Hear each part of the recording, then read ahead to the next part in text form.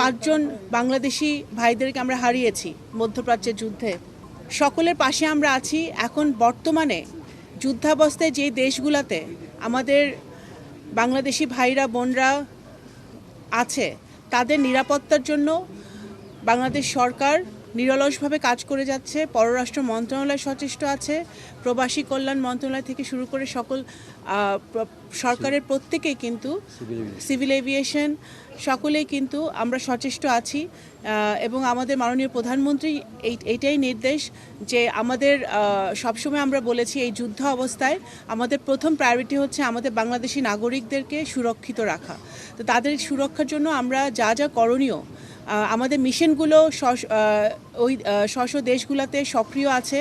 আমাদের নাগরিকদের সাথে তাদের যোগাযোগ আছে, তারা যেন নিরাপত্তার সাথে ভালোভাবে তারা থাকতে পারে যুদ্ধ অবস্থায়, সেটা তারা পুঙ্খানুপুঙ্খভাবে দেখার চেষ্টা করছে। তো আমরা আশা করব যে এই যুদ্ধ অবস্থার অবসান ঘটবে এবং বাংলাদেশ চায় যে যত শীঘ্রই সম্ভব এই যুদ্ধ অবস্থার অবসান ঘটুক এবং ডিপ্লোমেসি এবং ডায়ালগের মধ্য দিয়ে এই যে সমস্যা এখন সৃষ্টি হয়েছে বিশ্বে, এই সমস্যার সমাধান হোক।